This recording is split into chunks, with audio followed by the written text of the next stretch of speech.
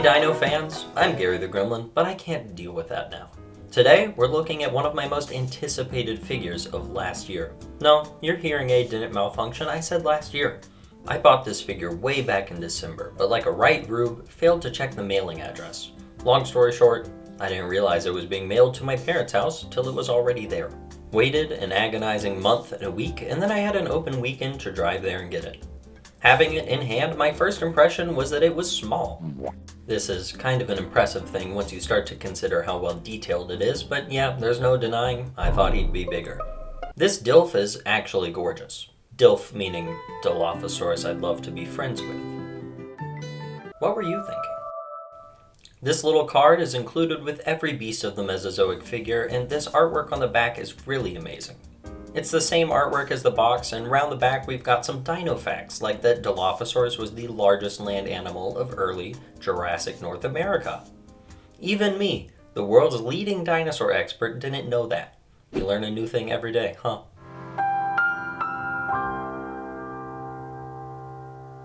Really puts into perspective how wrong that ugly and undersized, bastardized Jurassic Park one is. Sidebar, because it's my channel and I want to, Dilophosaurus rant time. My relationship with that crusty little venomous Jurassic Park Dilophosaurus has been complicated. I used to love it. If you asked me what the coolest dinosaur in that movie was, I would have answered this guy. It's cute. Featherless and very gremlin-esque, but cute in its own way. I even bought the t-shirt, I have so many toys of it, loved it. But as the movies and toy lines went on, that juvenile Dilo got retconned as being the full adult, and that kind of bothers me. The more and more I see that butt-ugly little gargoyle Dilophosaurus, the more and more I get tired of it. It was fine when it was just a baby, but now that is standard Dilophosaurus not just for Jurassic Park, but for other media and other toys. It can't be escaped. That's just what Dilophosaurus looks like to most of the world. So maybe that's why this beast of the Mesozoic Dilophosaurus with its fresh colors and proper size is such a breath of fresh air. These colors are really amazing. Par the course for Creative Beast Studio, this is an extremely bright color scheme balanced out by some very realistic details and shading. The camera does not do justice to this extremely bright blue head crest as well as the spots and blobs around his eye socket. I'm a fan of these slightly brown stripes on the lips, but I'm not digging it on the head crest. It looks a tad too flat. More of a gradient or more of a wash would have looked better. The inside of the mouth is an extremely brave shade of teal, and it looks stunning. Crazy to have that unusual of a color, but I really enjoy it. The teeth are all individually painted, and that bright blue tongue is articulated. I have to speculate on if the extreme color of the mouth was somewhat inspired by Jurassic Park. The bright inside of the mouth is very common among venomous animals, and that's the most famous property of the Jurassic Park Dilophosaurus, of course.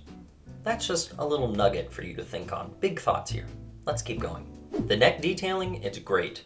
The yellowish tan dry brushing highlights and blends the deep orange and black. There seems to be very sharp contrast on the flank. What do you call the rear of the dinosaur? There's a weird transition on his butt. This part is dry brushed so much it looks almost light gray, and this part has hardly any keeping it black. Because of this, they look completely different. I just wish it could have been blended together a little more cohesively. I do really enjoy the stripes on the tail, and I love this dark shade of brown, and that it ends on black. It looks great. And the details here are spectacular. I mentioned this at the start of the video, but given the size of the figure, it's extremely impressive how crisp and fine these scales are. There is a wealth of detail here. All the feather sculpting as well as the wrinkled scaled skin is incredible. And now, since you've seen the whole review, let's talk accessories and accoutrements. Included in the box is 2 different sets of alternate feet as well as all the parts you need to build yourself a little stand. I don't like clear plastic stands. I've had too much trouble with them in the past, but this one seems decently good. It's fairly thick and made of a strong plastic at least.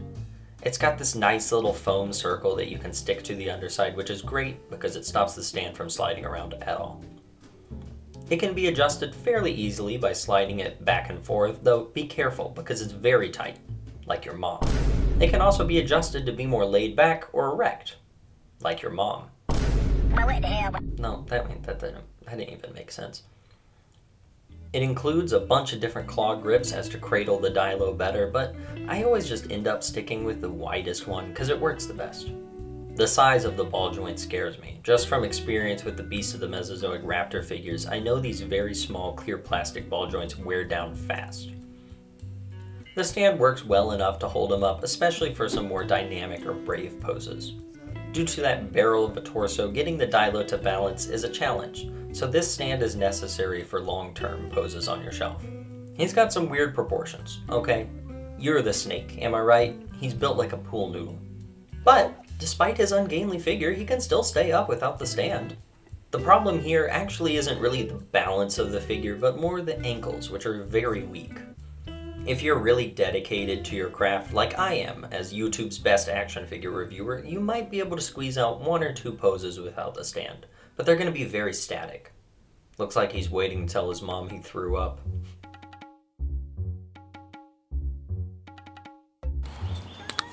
This is probably going to sound really bad, because my camera's speaker is probably not good. You don't really usually record audio with these things. So you can't see anything either. I forgot a piece to my stand, so the camera cannot go on a tripod. But I'm at the beach, and everything is all right. All right, back to the video.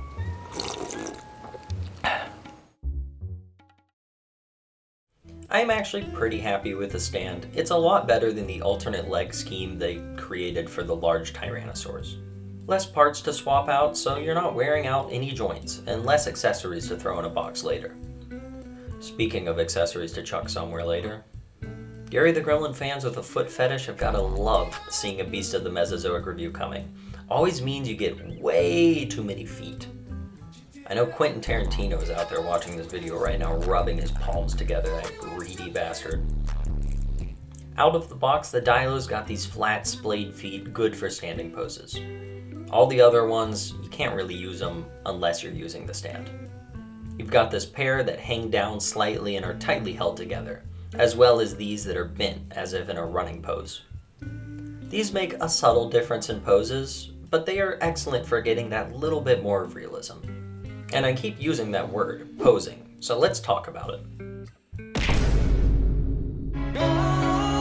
The neck is surprising. It's remarkable. There's 3 different joints and each one individually has a fairly decent range of motion. This means that altogether you've got a great range of motion from the neck. Side to side is spectacular and the up range is great as well. The only way that's a little weak is downwards, but it's okay.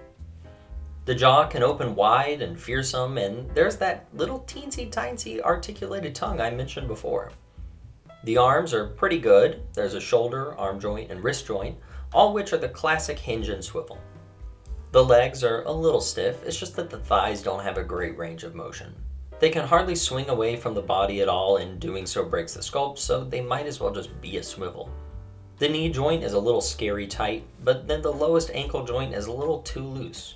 The tail is great. There's 3 segments to it, all connected with a ball joint, and then the last one is a bendy wire, so there's lots of movement there. The figure's range of articulation is a clear improvement over previous ones. That poor Eutyrannus had a joint in the head that was quite literally pointless. It couldn't move at all. In comparison to that, the Dilophosaurus is streets ahead. And that's kind of where I'm feeling with this figure. It's such a great improvement over previous Beast of the Mesozoic theropod figures. Unlike the raptors, the stand isn't hell to deal with, and unlike the Tyrannosaurs, you don't have to do the whole leg swap headache. These freestanding legs plus the stand are amazing. I'm still a big fan of the Ceratopsian series, and the juvenile trike remains undefeated as the top spot in my heart. But comparison is the thief of joy, so just forget everything I said in the last 20 seconds. On its own, this is a great figure. A little pricey, yeah, but the amount of detail in the sculpt work, paint, and the major leaps made in articulation are worth the asking price. If you've made it this far in the video, thanks for watching. Hope you enjoyed.